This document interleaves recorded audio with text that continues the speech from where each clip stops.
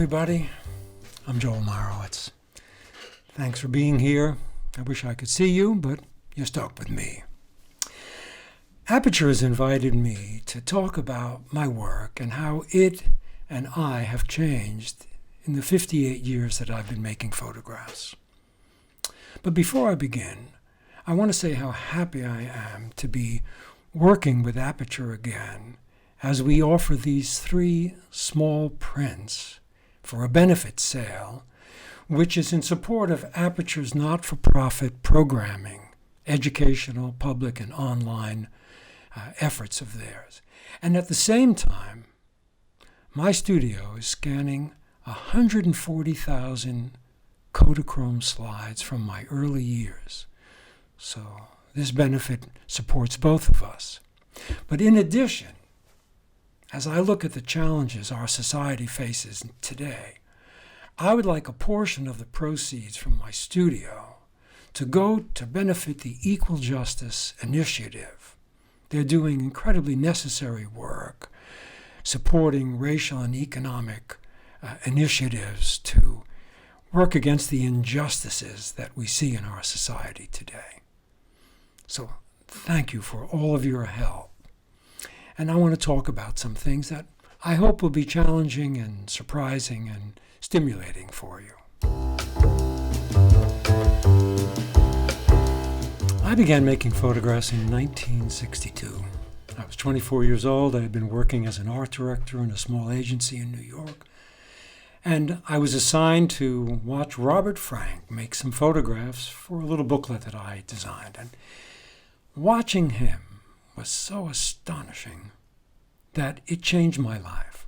I had one of those epiphanies that just made me think that photography, which I knew nothing about, could actually satisfy some unspoken desires that I was searching for as a painter. Because I was a painter at that point in my life, an abstract expressionist painter, second generation or more. And suddenly there I was, watching him work and then going out on the street and seeing life, everyday, ordinary, meaningless life filled with possibility, emotions and incidental happenings that sort of thrilled me for their simplicity and yet the kind of meaning they carried. And I think in some way it went in deep, and I thought that the camera would be the perfect tool for snatching these moments that are sliding by us all the time out of obscurity into a kind of heartfelt collection of my own. Because really, why do we make photographs, any of us? It's not to satisfy some external need. It's to satisfy something that we feel pulsing within us, the kind of humanity that we experience around us, the beauty of nature, the quality of light, the timing of things that appear and disappear in a fraction of a second, and only the camera can tear out of the moving whole of life this fraction of a second that has some kind of meaning. And meaning belongs to each and every one of us. Our values, the way we grew up, the books that we read, the thoughts that we've brought into our being, our consciousness, the people we've met who have influenced us, all of this somehow aligns itself within us to determine something called meaning. Now, I've never talked about this before, but I just felt that for today it was an important thing for me to try and express. I mean, yesterday when I mentioned to my wife, I'm speaking to you from Tuscany, where we've been riding out the pandemic in what seems like a kind of paradise. There are no cases here in our little community, and the Italians suffered greatly at the very beginning, but they did a remarkable thing with their society as a whole. Anyway, we were sitting last night and talking about this, and I said I wanted to talk about meaning, but what? What kind of meaning? We're not talking about big philosophical meanings. I'm talking about how throughout the course of the 58 years that I've been making photographs, I've seen things that came into my consciousness quickly. There was no time to think about them, to process them. The camera is such an instantaneous instrument. And so I think I've gone through my entire life collecting these bits and pieces of time that at their moment of happening, they seem to say to me, this is essential beauty, or this is essential generosity, or this is the sign of love, or this is symbolic of relationships, or of tragedy, or of humor. It's as if all of the possible human condition can be photographed if you are opening yourself to seeing this in the world around you. And that's really been the joy of my life on the streets wherever I've been, is watching the way other human beings conduct themselves. But that's part of the game of seeing, and it's part of the beauty of photography, is that we as human beings have such an extraordinary perceptual intelligence that we recognize the potential meaning of things in instantaneous fragments. And by reaching for them with a camera and bringing them in for future study, one's life is expanded in that way, because that 250th of a second that I see on Fifth Avenue or on the streets of Siena or on the boulevard in Paris, when I take that home and make a print and then look at that print, I feel that's kind of an indwelling moment where I enter the photographic space, which is very different than the three-dimensional reality that we walk around in. Photography is two dimensions. It's like closing one eye and looking at the world like a cyclops, seeing it flat and seeing meaning and the interconnectedness of it distributed all over the frame.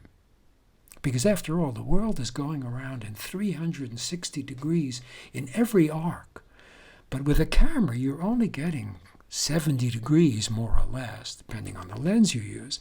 And that 70 degrees has to be packed with a kind of intuition that generates one's response to reach forward with the camera and make a photograph. What made me do that? What inner instincts compelled me to look then and to see something of note? And I never really understand it in the moment. In a way, it's about sheer trust that whatever my attention is turned to must be something that goes deep in me to connect to some sense of value that I have. And so really, the lifetime of making photographs has served to explain to me the way the world looks, how it works, how it conveys the things that are meaningful and important to me. It's almost impossible to lay them out beforehand and say, oh, today I want to photograph, true love, or I want to photograph generosity. It's hard to identify these things when you put on your jacket and stick a camera on your shoulder. You go out to be in the world, to be at play in the world, because really it is a lot about staying so open that the playful aspects of the way the world works are part of the deeper communication. I mean, these are the part of the mystery of photography that we don't often talk about. We talk about the physical appearance of photographs, the composition, the framing, the shaping, the moment. But really, there are deeper, more meaningful, powerful indications that are at play.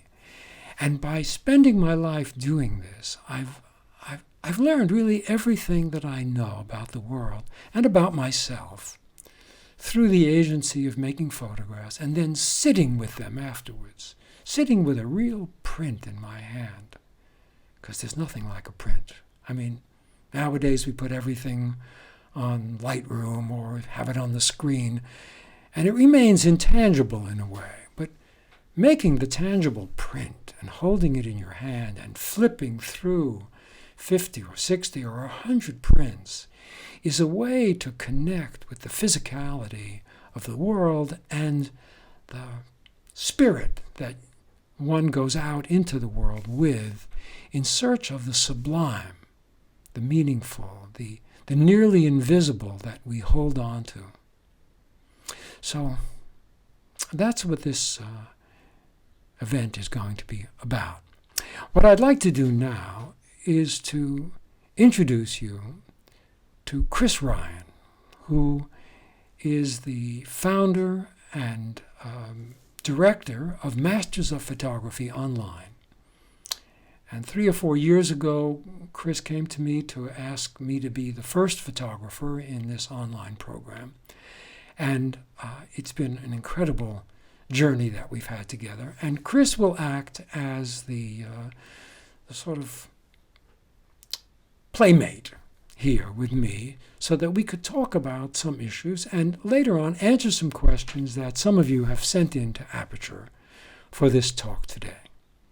So stick around, and Chris is going to come on in just a moment.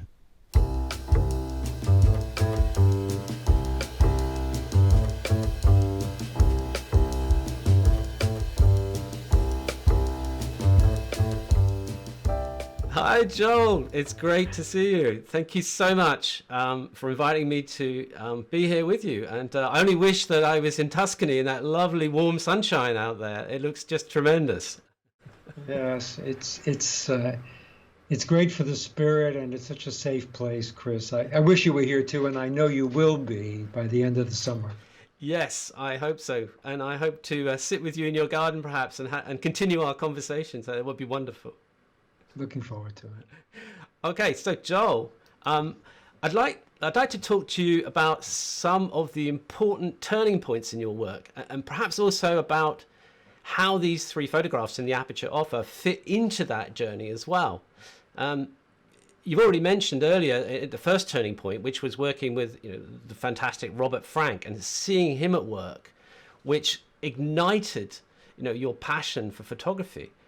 But is it fair to say that the second turning point for you was during sort of 1963 to 1964? And that was actually a combination of things. It was about seeing print and also deciding to shoot in black and white. Could you tell us a little bit about that period, please? Yes, well, it has to start just a little bit before that to get in there. Of course, my first turning point was giving up the job that I had and the idea of being an artist, a graphic visual artist, to becoming a photographer. And I started working in color immediately. And for that first year, shooting in color, it was virtual.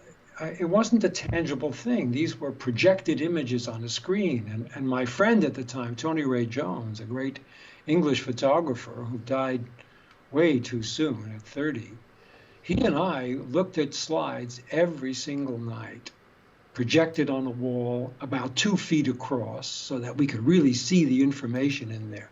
And our commitment to color, began right then. But after about a year, I realized that, when I would show these pictures to our friends, they would just sit there and look at the screen, a couple of feet away, and it was as if they were in the movies. They never got up to get close to look at the picture itself.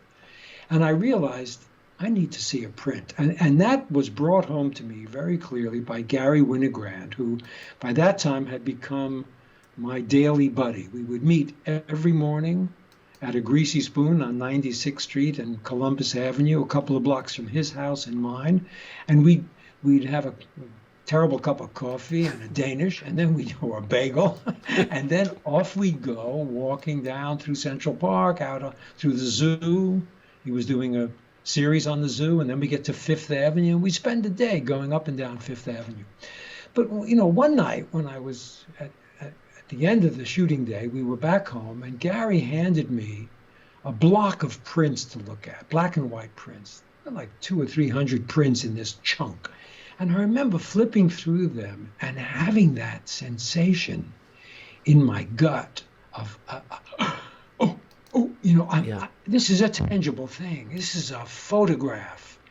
And I could flip through them and then flip back so I could see the connections and the continuity and the ideas that were sort of stretched out through the photographs. And you couldn't quite do that with the virtual image on the screen. And I thought, I have to start printing. But at that time, it was nearly impossible to print color in your own darkroom. I didn't even have a darkroom because I didn't need it. I was shooting color. So it just came to me that I had to begin to make prints. And by making prints, I had to shoot black and white. So there was this jump from seeing the world in color to trying to learn how to understand what things meant in black and white. And it was an incredible learning experience. And I felt in some ways I had gone back in time to connect to the whole history of photography that had been in black and white. So that was a real big learning experience. But I didn't give up color. I kept on shooting color alongside of the black and white, just because it had become my first vocabulary. And basically, in that first transformation from color to black and white, there were moments when I finally had a second camera, because basically I only had one camera, so I could only work in one, medium. But by then I had two cameras, and I could load the second camera with color, and here and there I made some comparison prints. If the action was slow enough that I could actually get the second camera up and make two pictures of nearly the same thing, I could then look at them and see why color. Because it became an argument, even as early as 1963, 64, people were saying, well, you don't want colors for amateurs, colors for commerce, colors for magazine work. It kind of put it down. And I wanted to lift it up. So that was really an important turning point for me. Isn't it funny that that recognition of the image not having the same power on a screen as the tactile nature of a print is also what we sort of feel about photographs today? Is it not true? We see them on a screen and we're like, okay, but where is that magical, tactile, two-dimensional, textural thing, the print? So it actually... the screen looking at the images on the screen is also the same as looking at images on the screen today. Not the same experience for you, correct?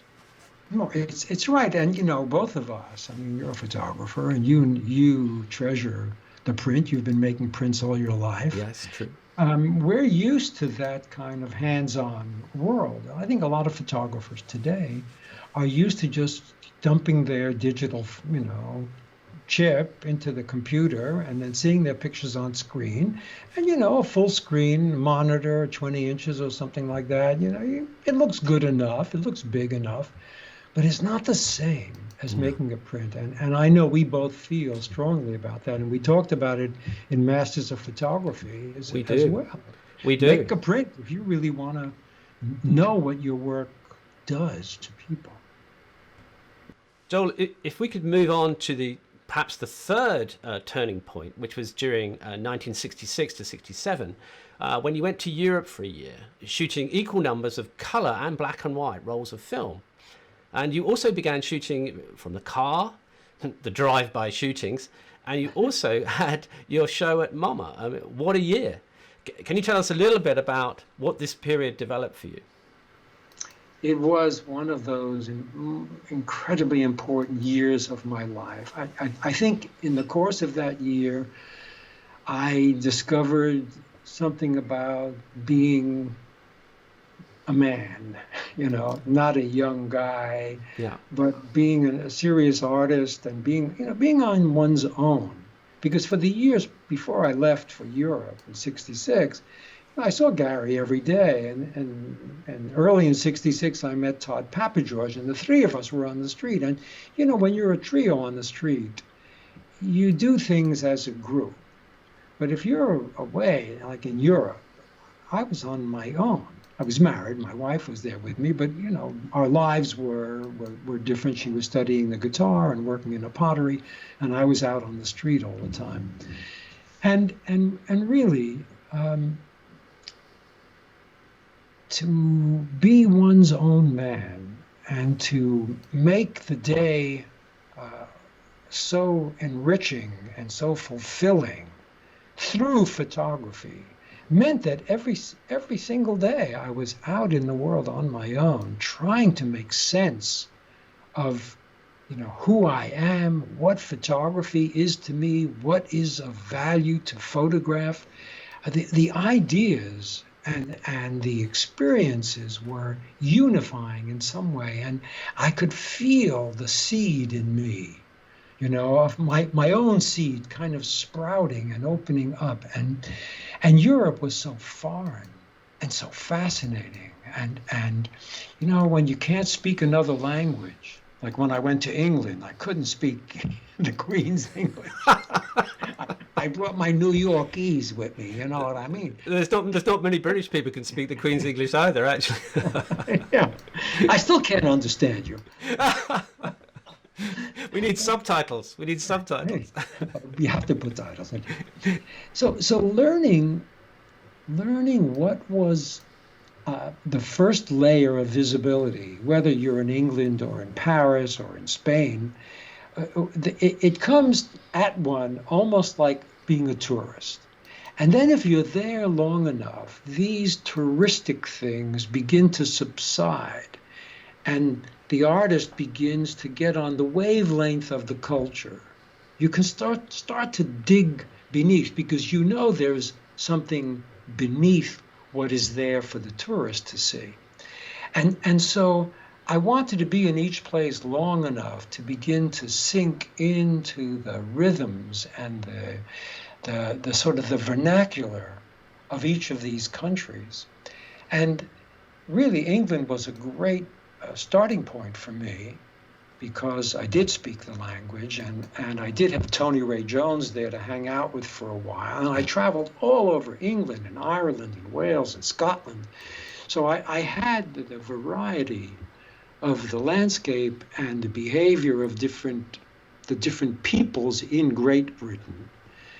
And then after that, I left for France. And in fact, one of the photographs in the sale is made in Paris. It's a couple with a motorbike, and they're dressed in purple. And the crazy thing is that I was in Paris for probably 10 weeks, all told, over that year. And I would see those people really almost every other day. They would appear in a park or driving along on the left bank, or I'd find them by the Arc de Triomphe. They were crazy. I was there, and they seemed to be popping up. And this one day, walking through the Bois de Boulogne, and there they are parking their bike in matching purple outfits. And I grabbed that photograph, and I've never really shown it. And I just felt it would be so tasty to show this early, observation as one of these sale prints. But that whole year, as you mentioned, shooting two cameras, black and white and color, and shooting about the same, somewhere around 350 rolls of each in the course of a year. That's a lot. That's a lot of shooting. That's a lot of shooting. And really, when I came back, I was a big chunk of the work was shot out of a moving car. You know, when you're driving for a year, you're sitting in a car, I always carry the camera in my lap, and sometimes you see something out the window, and you know if you stop the car to go and get what you saw, it won't be there. Yeah. Because the moment is the rising moment. Yeah. It's a gesture of somebody combing her hair in a doorway. It's two people kissing alongside of the road. It's someone carrying loaves of bread on his head, you know? Yes. And you just see this thing. And so I began shooting out of the car while I was driving. And when I got back to New York and I printed up more than 1,000 of those pictures and everything else, I showed them to John Charkovsky at the Museum of Modern Art, and it was like that. He just said, "Oh, this is an exhibition. We got to do this. This is so photographic that you would be in a car at 60 miles an hour and you're making photographs of things that are disappearing. It's pure photography." Yeah. And so there I was, 29 years old, just back from Europe, and I'm being offered an exhibition at the Museum of Modern Art. This is huge, absolutely huge period. That's great, Joel. Thank you. Could you talk a little bit about what we might describe as the fourth turning point, which happened during 1974 to 76 period, when you adopted some really big changes in your work? Firstly, you decided to only shoot in color, and you combined that with what you describe as giving up incident and making overall field photographs. Could you tell us a little bit about that, please? Yeah, it was an important time in my life. I had just finished the Guggenheim Grand Tour of America. My generation sort of followed in the footsteps of Robert Frank, and it was now sort of 20 years after Frank, and America was changing, and the Vietnam War was on, and I made a number of trips around the country photographing. And then, and always in color and black and white, side by side. But at a certain point, I found myself feeling as if I was a visual athlete, and that my game was, well understood by me, and I was making interesting, satisfying photographs, maybe good photographs, but I was capable of doing them. And I found myself thinking, is this it? Is this all there is? Am I going to plateau and continue to do the same kinds of pictures that are based upon a gesture, a kiss, an incident, something happening that is located sort of toward the middle of the frame? And at the same time, I was feeling like I had said what I wanted to say in black and white, and really I wanted my commitment to be totally in color. I no longer wanted to divide myself this way. And so I said, if I'm going to try to give up the incident, which has been the center of the photograph since Cartier-Bresson, we could say. Almost all photographers hook the picture on something that's happening. Yep. So I was thinking, color describes things so well. The deep space of a New York City street, the sky, the flags flying, the trees, the buses, the people on the street, the shine in the buildings, the windows. I mean, all of that is content. And photography is about describing what's in front of the camera.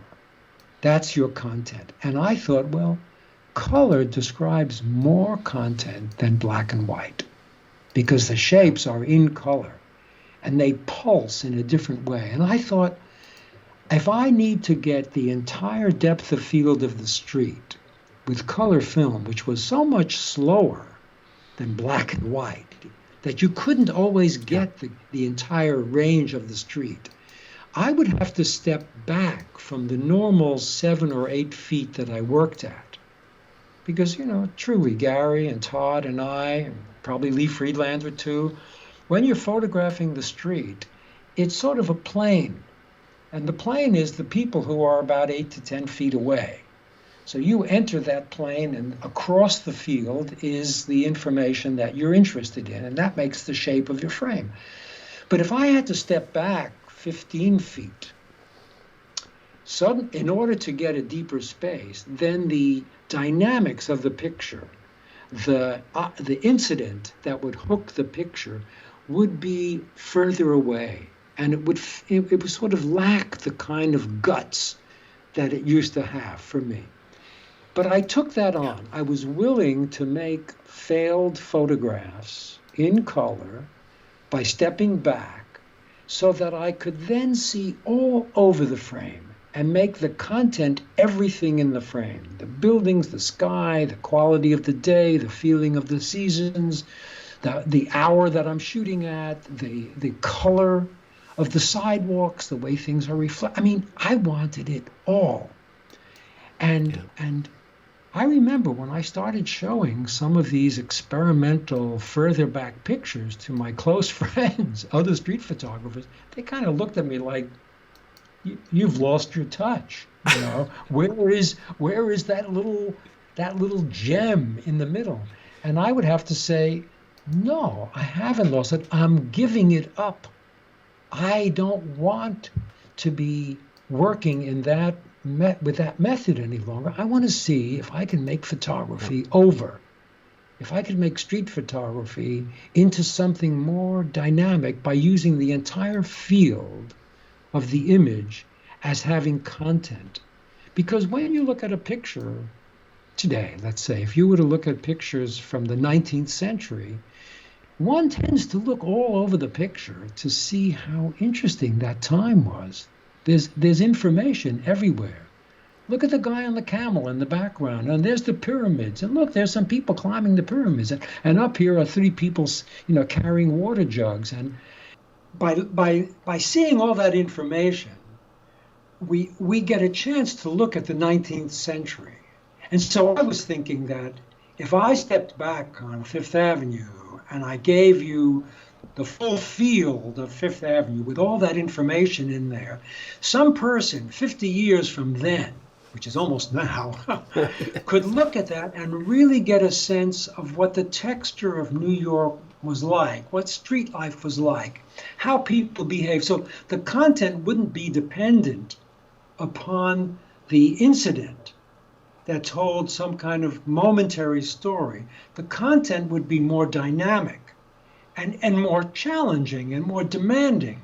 But color, for me, engaged that idea with me. And so it was worth sacrificing, giving up the thing I thought I knew how to do well for something that would be interesting and engaging to me for whatever the future. And what happened was that at a certain point, I realized 35 millimeter, even though it was really deliciously sharp, couldn't handle the amount of information in a large print, because I was thinking of prints that would be 5 or 6 feet across. This is in the 70s when no one was printing large. I wanted these big prints that allowed the viewer to really enter the frame. And that's when I had this idea, you know what, I need to buy a large format camera, which is the next turning point in my life. Yeah. Because as a street photographer, I used to look at Ansel Adams and the F-64 group as those old guys out in the West with their view cameras taking pictures of rocks and shells and mountains and trees, these static objects. And as a street photographer, the view camera, the 10-8, doesn't serve the purpose. But I thought, you know what? I need the description more than anything else. I'm going to find that camera, and I'm going to just go and enter that space and see what comes of it. And it was, for me, one of those gifts. You know what it's like? It's like learning another language. Yeah. Suddenly I was speaking 8x10-ese, which is that's not Japanese or Chinese. 8x10-ese is a whole new language of stillness and a kind of meditative indwelling where you look at something out there and it begins to like play on the shores of your mind and your emotions in a way that 35 millimeter jazz doesn't do. It's almost like I switched from being a jazz musician Yeah. making a riff on the street to somebody playing in an orchestra with a cello. Yeah, I mean, it's a very tactile camera, is it not? You sort of have to feel your way into a picture with a 10.8. And it's also a massive departure, or 8x10. It's a massive departure for you because it's a static camera on a tripod. But did you enjoy that feeling of maneuvering the lens and the back into shape with, in your imagery? I did. I really did. At first, I thought, how am I going to learn this? It's upside down. I'm under a dark cloth. Yeah. The action, nothing is happening. A breeze or a light movement or something very small. But yet, within the scope of the big camera, it has a kind of grandeur to it. So in a way, I gave up the instantaneous momentary gesture and recognition, the kind of immediacy of that poetry. I gave it up for the longer poetics of static moment, of the space itself being palpable because the 8x10 describes it so well. So I feel like I just came to not exactly a closure with 35 millimeter because I continued it, but I continued it in relation to the large format, which meant that I had two different dimensional ways of looking at the world now, slow and fast. And those are essential dimensions of photography. One is all about speed and the other is all about time. But what you also did, which was very brave and also very difficult, was you decided to photograph people with a 8x10 camera. And people, in my opinion, react in totally different ways if you have a little tiny camera to a great big, huge 8x10 pointed at you.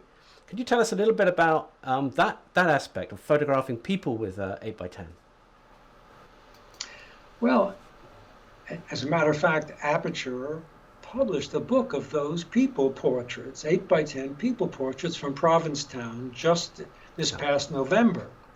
And I'm having a show in Berlin in October of this year of that very same work. And it really, when I was photographing on the street, I never asked anybody's permission. I made portraits, but they were portraits on the fly. I never had an interaction. But when I carried the 8x10 camera around, I became the observed fact. People wanted to know, what's with that big camera? What's that wooden camera? What are you doing? And, Over your suddenly, I lost my invisibility, which, I had been cultivating for all those years. And now I was totally visible.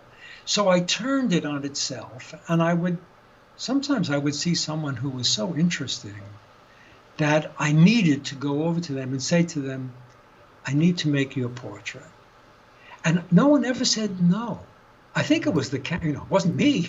The big camera must have been such a seduction. People wanted to say, that's not the 19th century. I'll stand for that. Yeah. And it requires a whole different, you know this all too well from the work that you've done. It requires a different engagement. And absolutely, the slow time allows people to kind of settle into themselves. And when I open the shutter, it would be as if their mystery was the thing that I was looking for. Not their charm, their superficial posture, the kind of thing you get with a small camera, celebrity pictures where everybody's doing their stuff. With the view camera, they have to come to rest in some way. It's like big game hunting. You're standing there in front of some creature that you've just, arrested their movement by your presence, and you just hope it doesn't pounce on you and chew your head off. So I was able to do that, and I made several thousand portraits on Cape Cod of total strangers whose lives intersected with mine and who gave themselves to me. They had to really wait it out until something came over them, some kind of quietude, some inner sense of self, or an expression of their mystery. And you know, if you ask that question as a photographer to yourself, can I photograph the mystery that creates the beauty that I see on this person? Because it's not just the physical beauty. Sometimes it's their inner mystery that comes a calling. And the idea that you might be able to describe that ephemeral, changing, shape-shifting thing by holding still long enough for someone to give that's what it's all about. And the camera helps that because people are so used to the small cameras and the small snaps and the grabbing, that when you're presented with that big camera, that must have helped them actually look in a different way into your lens. And then you just wait for that moment. You ask them to relax in front, and then you just wait for that moment, correct? And you only used to shoot one frame, I believe, in the series. I just did one. I wanted it to be almost as chancy as a 35mm street picture, in which the thing happens and it's gone. So using that method from my past with a view camera, in which I could put another sheet, I could keep doing it. But I didn't want to. I wanted to see if I could make the moment happen, because I understand what a moment is, having learned it on the street. Yeah. And by the way, I just wanted to mention something, that the other two pictures that are in this Aperture sale, one of them came from that period, 1974, 76, where I was trying to make a field photograph, and that's the woman with the hat on the street corner. Ah, yes. That was from that era. And the last picture, which is the one of a corner in St. Louis, which says brains on it, which I love this picture. Yeah. That was made, the view camera, in 1976, when I first began going to St. Louis, where I had a commission to photograph the city of St. Louis by the St. Louis Art Museum, and I used the view camera. And so these three pictures for sale come from these three different turning point periods in my life. Thank you, Joel. So another big turning point for you in the mid-1990s was making a film of your father, and with your father and your son, called Pop. Could you tell us a little bit about your experience in moving into that genre, please, Joel? Well, we all probably carry the secret desire to be filmmakers or movie makers at some point. I think every photographer wants to add movement and sound and music to their work. And I had always wanted to do that, but I hadn't written the film that I wanted to make, although I did try a few times. It hadn't matured for me. And then one day I was visiting my father in Florida, and my mother had sort of been hiding from us the fact that he was beginning to have dementia and he was beginning to get lost, but she was covering it up from her three sons in New York, like we shouldn't know that our father is going through a big life change. So I was down there, and Maggie, my wife, and my son, Sasha, and I were out with my pops shopping, and he and I were in the car waiting for them. And at some point he turned to me, and it was like a magical moment. He said to me, the trouble with me is I never get to the point where I get to the point. And he kind of looked at me, and I realized in that instant that he's telling me that he can't get to something. He can't get to his memories. There's something missing. Something's going on. And because he couldn't say, basically, I'm losing my marbles and I'm getting lost. He didn't say that, but he let me know this other way. And in that moment, I had one of those turning point moments where it was an epiphany. I thought, oh, I see. There are so many people, there are millions of families in America in which Alzheimer's was beginning to become the big issue of the time. Like the pandemic is now, Alzheimer's was like raging in the 90s. Suddenly it was news. And I thought, you know what, I'm going to save up some money And I'm going to take him on a road trip with my son, Sasha. So it'll be 3 generations from the same family. And I want to see if I can take my pop from Florida back to New York City, make a road movie with him in which I will try to help him regain his memories.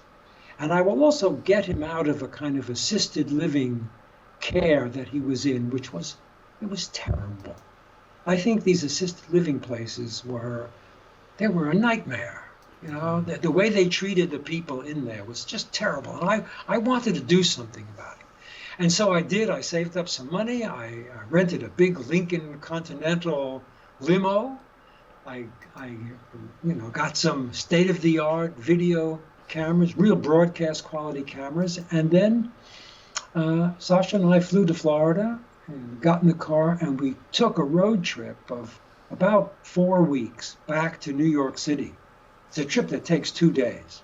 It took 4 weeks. Slow and easy, and all the time we just talked to him and got him, off his medications so that he was back out in the world. And it was interesting to see that his spirit, his energy was still there. It was very positive, and he could engage with people and talk with people. Oh, no, excuse me. Here is High's teeth. He just couldn't remember what he had for breakfast, or he couldn't remember what happened yesterday. So his short-term memory was gone, but his spirit, his persona was intact. Sure I do. What the hell you? I'm on a bed there. Look, me and a guy. There's a little shit like that. Do I do it? They gave it to me because I was the champ. What weight were you fighting at? 120, 138. 138. What class is that called? Lightweight. Lightweight. Let me see your stance. How did you stand when you were boxing? That's the only way, yeah. Let me see you throw a punch. Throw a punch. Ah! Go down the dime, baby. And they went down. They went in.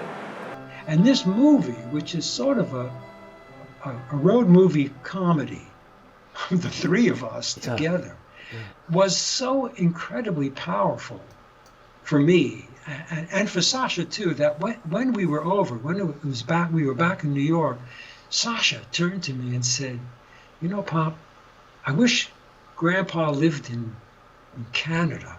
We could still be on the road.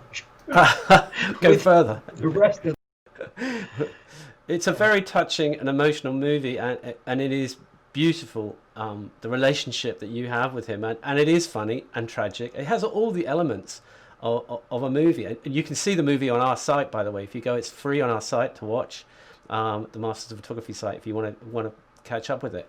But Joel, what did it teach you in your still photography? Did it teach you anything for your still photography, or did it inform your still photography after you made that film? What it taught me was that I was at a point in my life where I wanted to see if I could do more work that was in the service of something. And what happened was in the years that followed that, not necessarily immediately, but soon enough, 9/11 happened, and I volunteered to go into Ground Zero and make the record, the historical record of Ground Zero for the people of New York and all Americans who were interested. And then following that, I did a body of work which Aperture published called Legacy, which was about the New York City parks. I photographed the wilderness in all of the New York City parks. And the parks hadn't been photographed since the Depression. During the Depression, the Works Progress Administration had on its agenda the sort of gathering of the information of what all the parks in New York looked like. They basically hired photographers to go around and do it, to make work. So it was 70 years between record making. So that's really what changed for me. Thanks very much, Joel. That was great. We have a few questions that have come in from Aperture, and we have time for 2 or 3 to ask you. So if you don't mind, I don't know who this is from, but thank you for sending it in. A question is, What is the factor that separates a street photographer from a documentary photographer? Gosh, people have asked me that any number of times, and I think it's very subtle, really. But I've never thought of myself as a documentary photographer, except finally when I was in Ground Zero after the towers fell, and I was making that record. In a way, I was trying to document everything going on in there. But for my life up until that point, which is about 50 years of working, I just was doing it for myself. I wasn't a photographer for hire by a news magazine or newspaper or any storytelling place. And I think that when you work for yourself and you're out in the street, you're trying to understand your time. What are the characteristics of your own time? How can you describe for yourself the way you feel in the period you're experiencing? So it's very personal that way. A documentary photographer usually has a goal.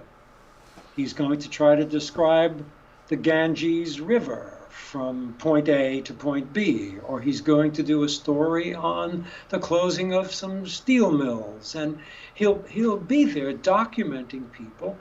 The work may look like street photography, catch as catch can photography, but it's really driven by the storyline that is running through the pictures. That documentarian is trying to make something cohesive and coherent, whereas the street photographer is incoherent because street life is chaos. Yeah. And the photography feels good being in that chaos because the surprises are an enrichment. So I think that's the way to divvy it up. What else you got in your okay, so I think I can combine two questions now. So the two questions are, what advice would you give photographers facing doubts about themselves and their art? And I'm going to combine that with another question from somebody else. And thank you both for sending these in, whoever it is. Any advice for emerging artists? Joel. Well, yeah, it's good to put them together. They're two sides of a coin in a way. You could say two sides of a chip. Yeah.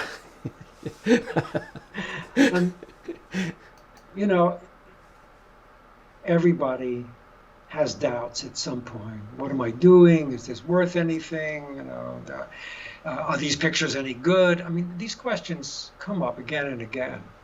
Not for me, of course, but for all of you. I don't know. I think it comes up for us all the time. That's true. I say you have to work your way through it. You don't let doubt, burn you out or hold you back. I used to feel when I was very young, first starting, there surely would be days where I thought, I have to go out.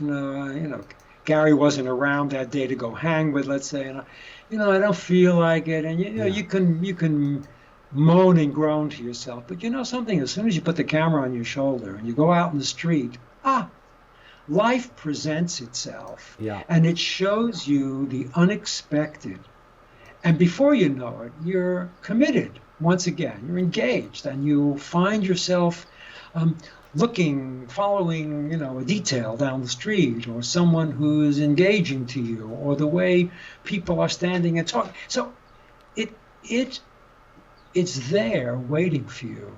You just have to get out of the house and go do it, and you'll forget about any kind of negativity that you have. And by the way, both of these questions can be answered in a really interesting way if you were to be interested in taking the course that Chris founded, Masters of Photography Online, and the course that I teach, because I actually we both deal with those questions, because we're trying to offer young or any age photographers who are beginning to take themselves seriously. We're trying to say that there are steps that one can take, very simple, pragmatic steps to take, that will bring you closer to your own identity. And once you realize that that's what it's about, your appetite will surge. And you'll find that this is a way of, it's a self-serving way of keeping yourself connected to photography, to your ideas. Because remember, photographs, and I say this in the course so I can say it to you now, photographs look like pictures, but they're really about your ideas. Things that you think are important to you, things that you observe about the world at large that you think are worthy of commenting on. The photograph that you reach for, the moment that comes alive for you because it connects to something in your head and you become inspired, that's how you connect to your identity. And bit by bit, these identity points in your work create a body of work, a through line that shows you again and again your particular way of looking at the world. And after a while, you'll show your friends your pictures and they'll say, oh yeah, that's Jack's photograph, because it looks like you. It has your distance in it. It has your tempo. It has your sense of humor. It has your thoughtfulness or the gravity of your ideas. Whatever the hell it is, it identifies you because you've been able to be consistent about it. So, you might want to look into Masters of Photography online and see if something is good for you. And I think we'll even show you a clip. Yeah. In a few minutes. Yeah. To show you what we're talking about.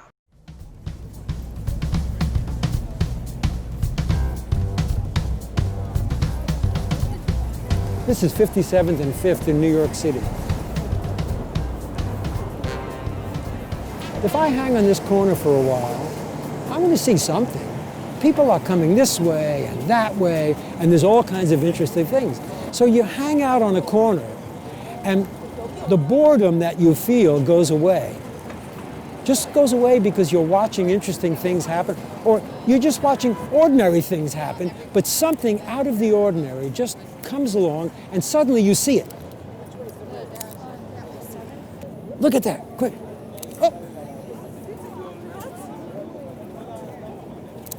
Oh, got him in the air, got him in the air.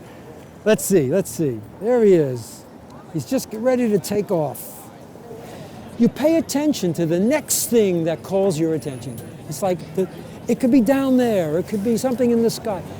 Just stay connected to what's around you and you'll be nourished again and again. Well, that's about it. Thank you so much, Joel. It's been an absolute pleasure, as always, talking to you. Thank you so much for coming on and talking with us.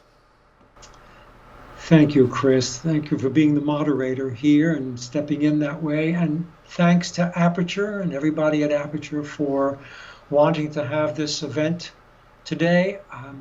Remember, everybody, the 3-print sale is going on in support of Aperture, and the scanning of 140,000 Kodachrome slides in my studio, and the support for the equality initiative that my studio will be supporting. I hope you all enjoyed this. Thank you very much. Bye.